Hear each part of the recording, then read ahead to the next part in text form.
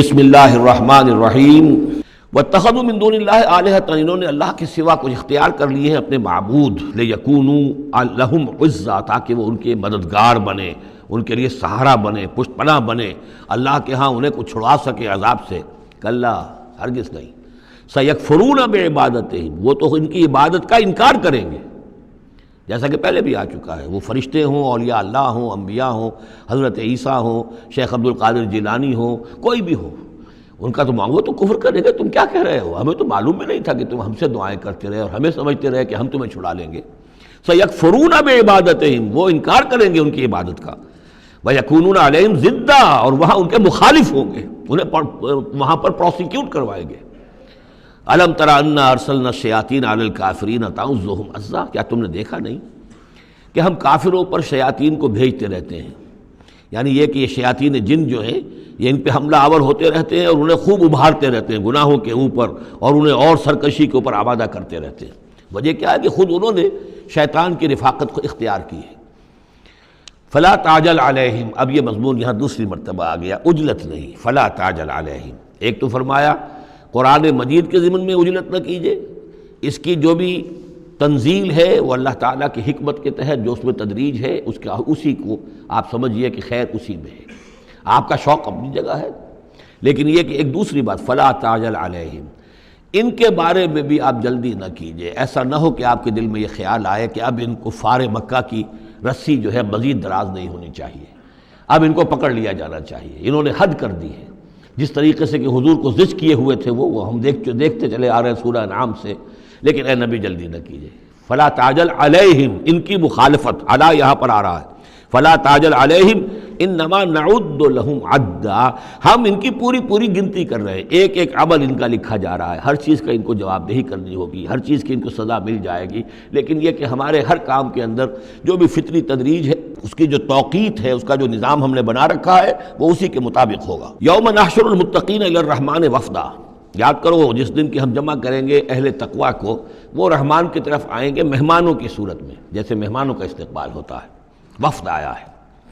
وَنَسُوقُ الْمُجْرِمِينَ إِلَىٰ جَهَنَّمَ وِرْدًا، اور جو مجرم ہیں انہیں ہم دھکیلیں گے، دھکے دیں گے، ہانک کر لے جائیں گے جہنم کی طرف، جیسے کہ کوئی پیاسے جانور جاتے ہیں گھاٹ کی طرف۔ لا یملکون الشفاعۃ الا من اتخذ عند الرحمن عہدا، کسی کے بھی کوئی شفاعت کام نہیں آئے گی سوائے اس کے کہ جس نے رحمان کے پاس اپنا ایک مقام حاصل کر لیا ہے۔ یعنی ایک شخص جو ہے بنیادی طور پر اللہ کے ساتھ اس نے اپنا عہد نبھایا ہو، اللہ کی بندگی کر رہا ہو، کوئی خطائیں ہو گئی ہیں، کوئی غلطیاں ہو گئی ہیں، جیسے کوئی پھسل جاتا ہے، کوئی کمزور بھی ہوتا ہے انسان، ایسے لوگوں کے لیے تو شفاعت مفید ہو سکتی ہے، لیکن جو سرے سے اس عہد کی خلاف ورزی کر رہے ہوں، جو بجائے مشرق کے ان کا رخی مغرب کی طرف ہو، بجائے کعبے کے ان کا رخی جو ہے کسی اور شے کی طرف ہو، تو ظاہر بات ہے کہ ان کے لیے شفاعت نہیں ہے۔ وَقَالُوا اتَّخَذَ الرَّحْمَنُ وَلَدًا، اور انہوں نے ایک اور عقیدہ گھڑ لیا ہے کہ رحمان نے اپنے لیے اولاد اختیار کی ہے۔ لَقَدْ جِئْتُمْ شَيْئًا إِدًّا، دیکھو تم نے یہ بہت بڑی بھاری بات کہی ہے، یہ بہت بڑی گستاخی ہے اللہ کی جناب میں، اور کتنی بھاری گستاخی ہے ذرا نوٹ کیجئے الفاظ، تکاد السماوات یتفطرن منہ، قریب ہے کہ آسمان پھٹ پڑے تمہاری اس گستاخی پر، وتنشق الارض، اور قریب ہے کہ زمین شق ہو جائے، وتخر الجبال حدا، اور یہ پہاڑ جو ہے دھماکے کے ساتھ گر پڑے، ان دعوا للرحمن ولدا، کہ انہوں نے رحمان کے لیے بیٹا قرار دیا، بیٹی قرار دی۔ مشرکین عرب نے فرشتوں کو خدا کی بیٹیاں بنا دیا، عیسائیوں نے حضرت مسیح کو خدا کا بیٹا بنا دیا، اور یہودیوں نے عزیر کو خدا کا بیٹا بنا دیا۔ ان دعوا للرحمن ولدا وما ينبغي للرحمن ان يتخذ ولدا، رحمان کے تو یہ شایان شان ہی نہیں ہے کہ وہ کسی کو اولاد بنائے۔ یہ اس کی وضاحت میں کر چکا ہوں کہ اولاد کی ضرورت اس کو ہوتی ہے جو خود فانی ہو۔ ہمیں معلوم ہے ہم مر جائیں گے، ہمارا نام و نشان مٹ جائے گا، اولاد کے ذریعے سے ہمارا نام زندہ رہے گا۔ یہ اصل میں ایک اپنی ہی تسلسل انسان سمجھتا ہے کہ میری ہستی کا تسلسل ہے، میری اولاد گویا کہ میرا اپنی بقا کی ایک شکل ہے، اس لیے کہ یہ انسان کے اندر ہے۔ مجھے یاد ہے جب ہم پڑھتے تھے کالج میں تو الفا ایک کمپنی ہوتی تھی لاہور میں، جو فائل کورز وغیرہ بناتی تھی نوٹ بکس کے، تو اس میں پیرامڈس کے عنوان سے جو بہترین الفاظ لکھے ہوئے تھے ابھی مجھے یاد ہیں، still and resolute, calm and self-possessed, still and resolute. The pyramids echo unto eternity. The defiant cry of man's will to survive and conquer the storms of time. کہ یہ جو ان لوگوں نے فرائضہ نے اتنے بڑے بڑے پیرامڈز بنا دی، کائے کے لیے بنا دیے؟ تاکہ ہمارا نام رہے.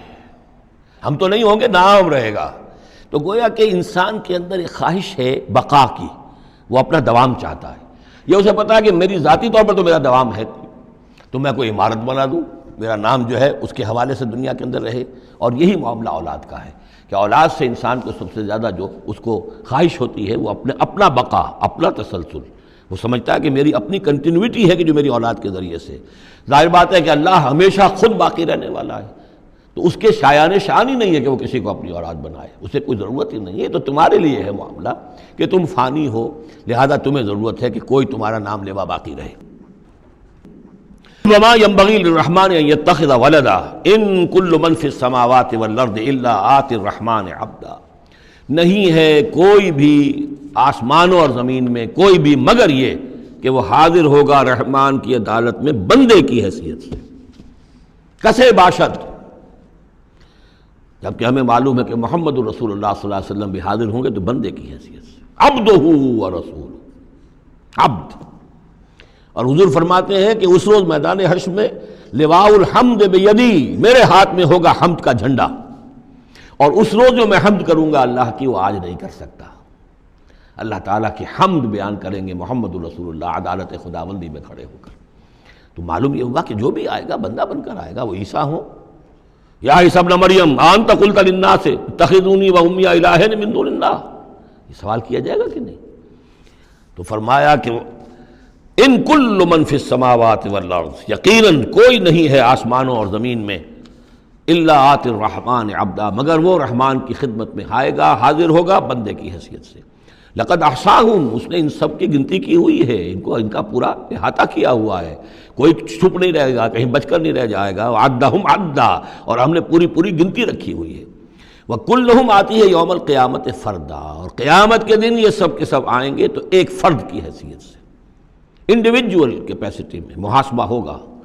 نہ ماں باپ ساتھ ہوں گے کوئی شفاعت کرنے کے لیے، کوئی گڑ گڑانے کے لیے، نہ اولاد ہوگی، نہ شوہر کے ساتھ جوری ہوگی، نہ جورو کے ساتھ شوہر ہوگا، کچھ نہیں.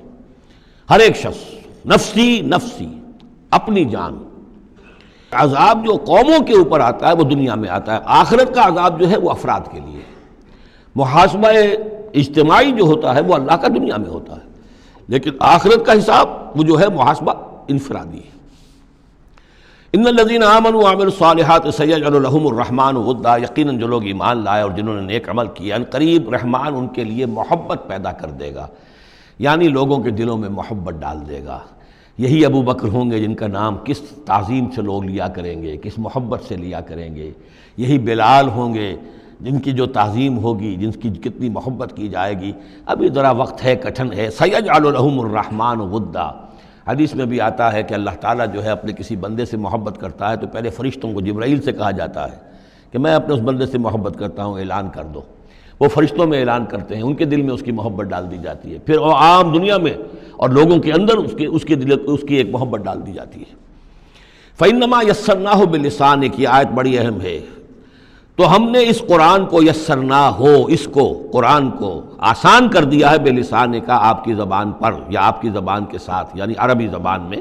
یہ بہت آسان ہے، بہت ہی ستھری زبان ہے، سادہ زبان ہے، جس کو ہم کہتے ہیں کہ سہل ممتنع. اس کے اندر ثقالت نہیں ہے، بوجھل پن کا نہیں ہے، بہت بھاری بھرکم الفاظ کہیں کہیں شاذ آئے ہیں، ورنہ عام طور پر قرآن مجید جو بڑی سلیس زبان میں ہے. انما یسرناہ لسانک بلسانک لتبشر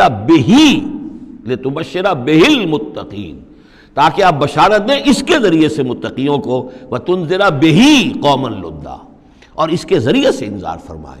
یعنی آپ کی دعوت کا مرکز و محور اور آپ کا آلہ جو ہے، آلہ دعوت، آلہ انقلاب، وہ قرآن مجید ہے. انذار کیجئے قرآن کے ذریعے، تبشیر کیجئے قرآن کے ذریعے، تذکیر کیجئے قرآن کے ذریعے. فذکر بالقرآن من یخاف وعید، تذکیر ہو، واعظ ہو قرآن کے ذریعے.